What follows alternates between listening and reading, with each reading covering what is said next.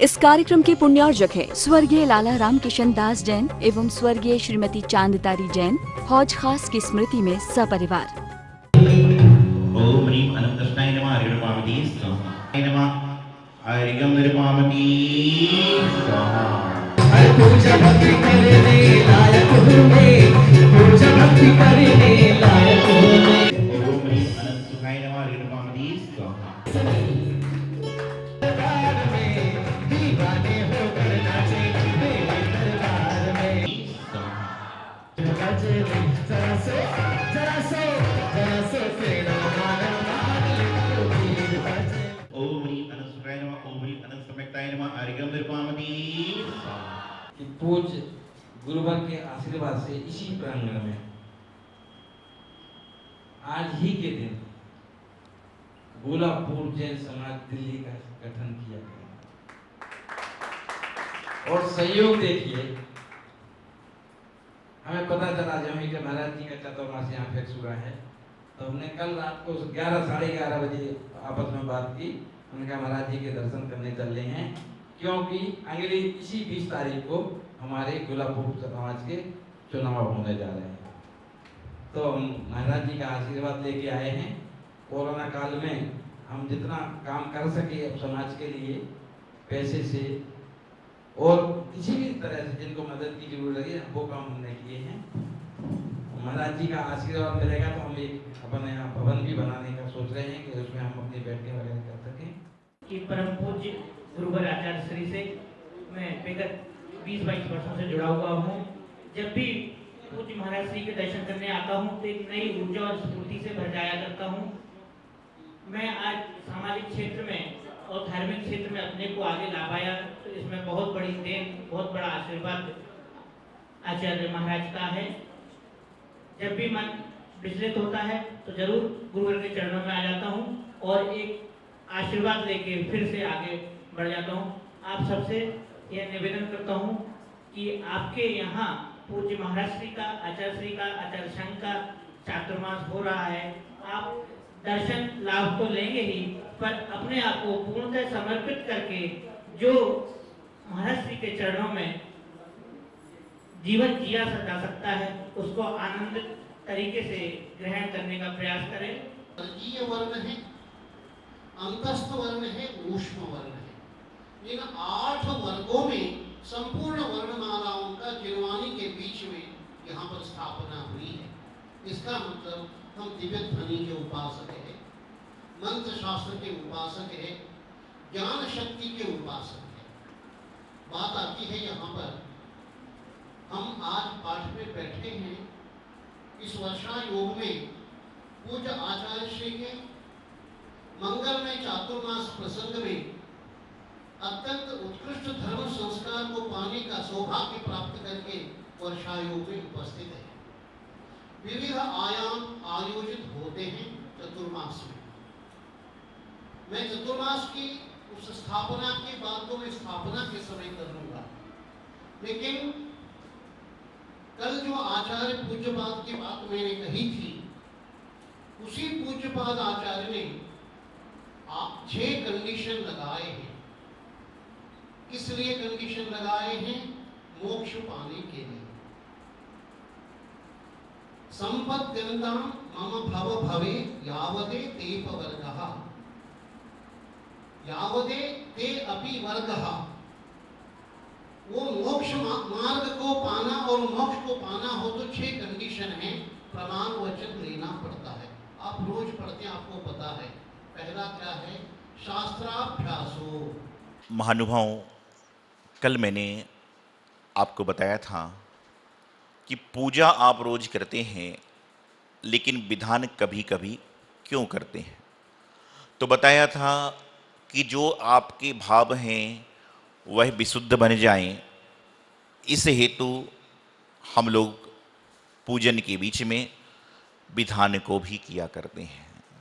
आज जब मंगलाचरण हो रहा था, दिशाओं के अर्घ चढ़ रहे थे, उसके पहले मंगलाचरण में बता दिया गया देश काल विधि निपुणमति, देश काल विधु निपुणमति, निर्मल भाव उदार। मधुर बेन नैना सुदर सो याचक निर्धार। कह दिया कि देश काल विधि से जानकार हो, निर्मल भाव का धारी हो। ऐसा नहीं कि भाव गलित हैं, भाव गंदे हैं और आप कार्य कर रहे हो, उससे फल नहीं मिलेगा।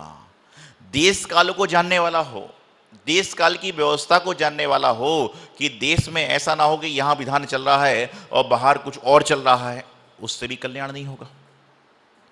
देश काल विधि की जानकारी हो कि यहां पर अच्छी रीति से, अच्छी विधि से काम चल रहा है, तो समझ के चलना कि विधान करने का आनंद आएगा। अब आप बैठ गए विधान करने, किताब नहीं, सामग्री नहीं, बैठने की चटाई नहीं, तो कितना भी कुछ कर लो मन में भटकन पैदा होगी। तो जो विधान करने बैठता है वह पहले इन सब को व्यवस्थित करके बैठ जाता है कि जिससे मुझे बीच में विधान में कोई तकलीफ ना हो। उसके बाद उन्होंने कह दिया कि मधुर बेन नैना सुंदर, नैना सुंदर, कि उसके जो वचन हैं वो कैसे हों, मधुर हों, हित पित प्रिय हों, लोगों को अच्छा बोलने वाले हो। बुलाया दो तरीके से लोगों को जाता है।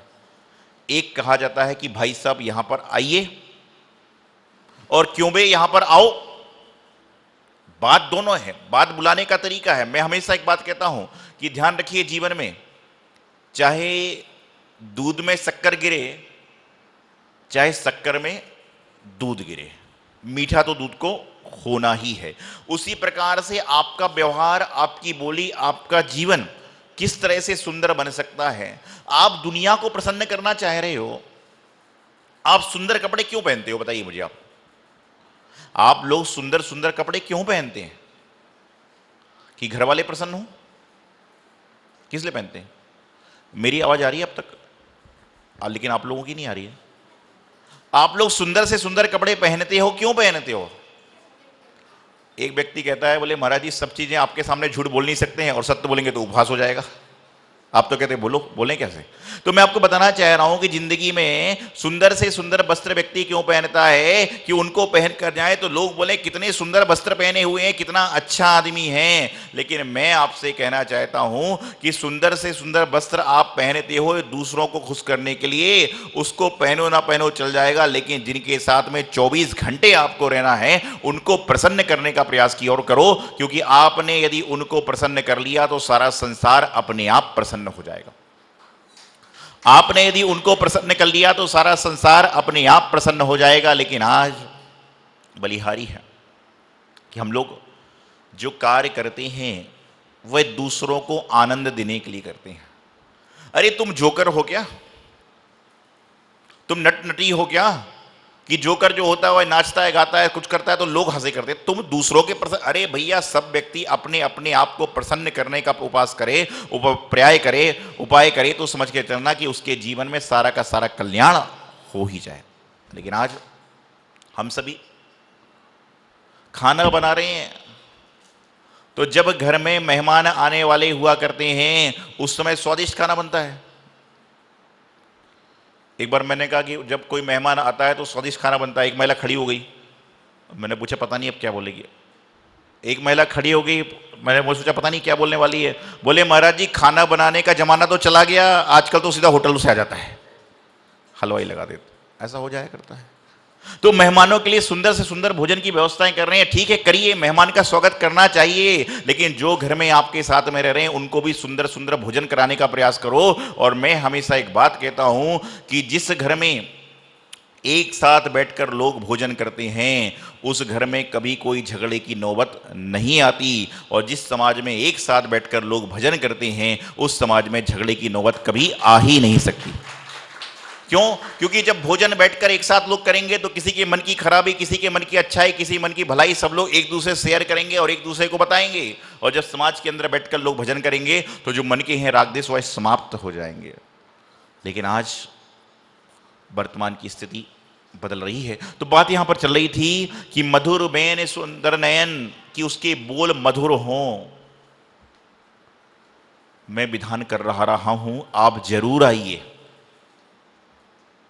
एक सिंपल सी बात होती है कि मैं विधान करवा रहा हूं, मैं चाहता हूं कि आप जरूर आइए। हमारे परिवार की ओर से विधान हो रहा है, आपकी इच्छा है तो आ जाइएगा, हो गया काम। दोनों बातें हैं। एक तो है कि मैं विधान करवा रहा हूं, आप जरूर आइए, और एक कह रहे हैं कि मेरे परिवार की ओर से विधान हो रहा है, आपकी इच्छा हो तो आ जाना। नहीं जी मैं नहीं आ सकता, अरे थोड़ी देर के लिए आ जाना, मुझे खुशी होगी। और एक कहता है कि आपको विधान में सपरिवार आना ही पड़ेगा, तो जो व्यक्ति के भाव ना हो वह भी यहां पर आ जाया करता है। नयन सुंदर हो, नयन सुंदर कैसे होंगे? काजल और तरह तरह की चीजें लगाने से नहीं, नयन सुंदर होंगे। देखिए नयन और आकृति तो जो प्रभु ने बना दी उसमें कोई बदलाव कर नहीं सकता। प्रभु ने जो आकृति शरीर की संरचना बना दी है उसको कोई बदल नहीं सकता। लेकिन यहां पर तात्पर्य ये लगाइए कि जो हमारे नयन देखें, मैं तो हमेशा एक बात कहता हूं कि हे प्रभु, जब नयन खुलें तो सामने आप हो। हे प्रभु, जब नयन खुलें तब सामने आप हो, और जब रात्रि में सोने के लिए नयन बंद हो तो सपने भी आपके आए, तो समझ के चलना कि जीवन में कोई समस्या कभी आएगी ही नहीं। तो मैं आपको बताना चाहता हूं कि नयन सुंदर हो कि उसको देखने की दृष्टि सुंदर हो। यहां नयन सुंदर से तात्पर्य दूसरा है, लेकिन मैं बताना चाहता हूं कि नयन सुंदर की दृष्टि आपकी जो है वो दोषों पे ना हो, बल्कि आपकी गुण ग्रहण की दृष्टि रहे कि वह कैसे चढ़ा रहा है, यह महत्वपूर्ण नहीं है। वह क्या चढ़ा रहा है यह महत्वपूर्ण नहीं है, बल्कि उसके चढ़ाने वाले के भाव कैसे हैं यह सबसे बड़ा महत्वपूर्ण कार्य है। बल्कि वह चढ़ा रहा है, अब महाराज जी का, अरे महाराज जी वो कैसे चढ़ा रहा है, बादाम गिर रही, अरे भैया उस काम के लिए महाराज जी हैं, पंडित वर्ग हैं, विद्वान हैं, सब हैं, आपका काम ये नहीं है। तो आप क्या यही देख रहे हो? आप क्या निरीक्षण करने आ रहे हो? आप परीक्षण करने आ रहे हो? आप अपनी आत्मा का कल्याण करने के लिए मंदिर में आते हो। कितनी सुंदर सी बात सिद्ध चक्र महामंडल विधान में कही जा रही, लगातार कहते हैं, लगातार बात बताई जाती है। आप एक बात बताइए, आप जैन धर्म में जन्मे हैं और जैन धर्म में जो व्यक्ति जन्मा है उसको आहार देना नहीं आए चलेगा, उसको भक्तांबर स्तोत्र पढ़ना नहीं आए चलेगा, उसको मंदिर में दर्शन करना नहीं आए चलेगा। लेकिन यदि उस व्यक्ति को लमोकार महामंत्र नहीं आता है तो वह जैनी कहलाने का अधिकारी बिल्कुल नहीं है। और मैं हमेशा कहता हूं जिस व्यक्ति को नमोकार मंत्र नहीं आता है उसको अपने आगे जैन लगाना ही नहीं चाहिए। बाकी कुछ करो ना करो, जो हमारे जैन धर्म का मूल मंत्र है आपको उसका नाम ही नहीं आता है। आपने अन्य संप्रदाय में बहुत सारे मंत्र देखे होंगे, ओम नमः शिवाय, ओम नमः करके सारी बातें करी जाती हैं। लेकिन जैन धर्म में जब आप नमोकार मंत्र को पढ़ते हो तो लमो वरिहंताड़म से लेके लमो लोहे सब साउड़म तक 5 पद में, प्रत्येक पद में लमो नमो नमो नमो शब्द का आया है। क्यों आया पता आपको? क्योंकि वहां पर कहा गया कि दूसरे संप्रदाय में या अन्य मंत्रों में ओम नमः आदि यदि लगाया जाता है तो एक बार नमस्कार होता है, तो हो सकता है कि उस व्यक्ति का अहंकार समाप्त ना हो। लेकिन जब पंच परमेष्टि में 5 बार नमो नमो शब्द आता है कि नमस्कार हो नमस्कार हो नमस्कार हो, तो एक ना एक दिन आदमी का अहंकार समाप्त हो जाएगा, उसके अहंकार को समन हो जाएगा। ये तो वर्तमान में तो मैं देखता हूं, जैसे कोई बुआ फूफा मिल जाए, सास ससुर मिल जाए, कोई मामा मामी मिल जाए, तो लोग पैर छूते हैं। कैसे छूते पता आपको? आप लोग की तो कोई ना कोई छूता होगा भाई, आप लोग तो ऐसे देख रहे हो सारे मेरे तरफ के, जैसे सारा संसार में ही जानता हूं। तो मैं बता रहा हूं पैर छूते हैं, तो पहले हमने बचपन में देखा था लोग पूरा सिर्फ जो है पैर पे लगा लिया करते थे, अच्छे से छूते थे। कुछ जमाना बदला, लोग घुटनों तक आ गए। उसके बाद जमाना बदला, आदमी ऐसा करता है बस। वो मुझे समझ में नहीं आता कि जेब में से कुछ निकाल रहा है कि क्या कर रहा है।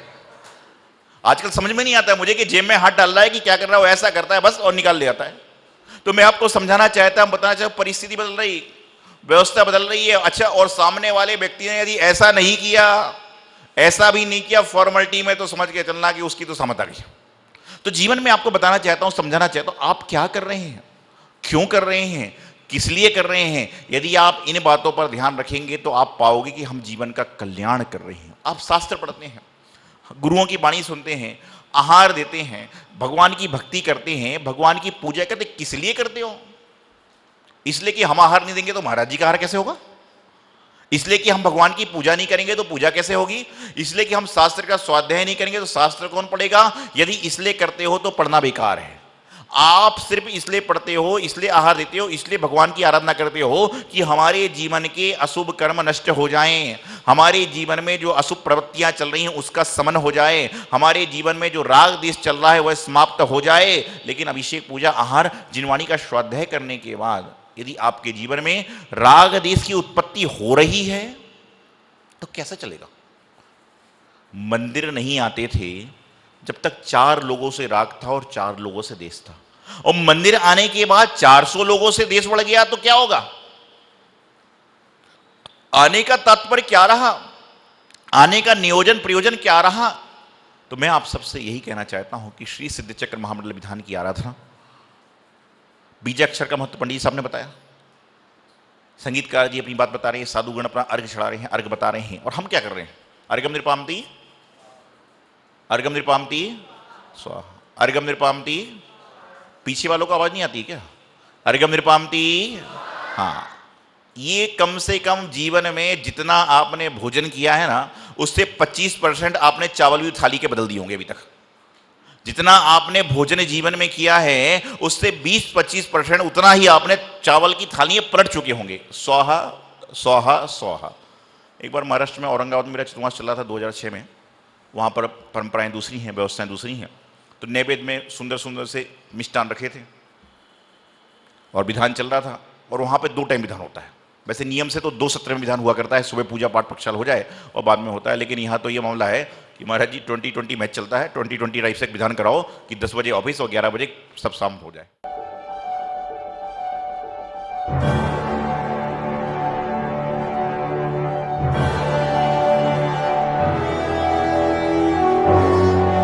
चिंतामणि पार्श्वनाथ भगवान की जय। आचार्य श्री सिद्धांत सागर जी महाराज की जय। आचार्य श्री सौभाग्य सागर जी महाराज की जय। परम पूज्य गुरुदेव बाल योगी आचार्य श्री 108 सौभाग्य सागर जी महाराज की प्रेरणा एवं आशीर्वाद से दिल्ली क्षेत्र में मुनिसुव्रत तीर्थ का भव्य निर्माण कार्य प्रगति से चल रहा है, जहां पर 24 तीर्थंकरों की 24 वेदियों का निर्माण होगा और प्रत्येक वेदी पर 24 भगवान की 7-7 इंच की प्रतिमाएं विराजमान होंगी। एक प्रतिमा को विराजमान करने हेतु सहयोग राशि मात्र 1,24,000 रुपए रखी गई है। आप अपने परिवार की ओर से प्रतिमा स्थापित कर धर्म लाभ ले सकते हैं। यहाँ के जिन चित्तालय में प्रतिदिन विशेष पंचामृत अभिषेक शांति धारा होती है। जो भी महानुभाव अपने या अपने परिवार की ओर से अभिषेक और शांति धारा करना चाहते हैं, वो नीचे दिए गए संयोजकों से संपर्क कर अपना नाम आरक्षित कर पुण्यार्जन कर सकते हैं। इस कार्यक्रम के पुण्यार्जक है स्वर्गीय लाला रामकिशन दास जैन एवं स्वर्गीय श्रीमती चांदतारी जैन।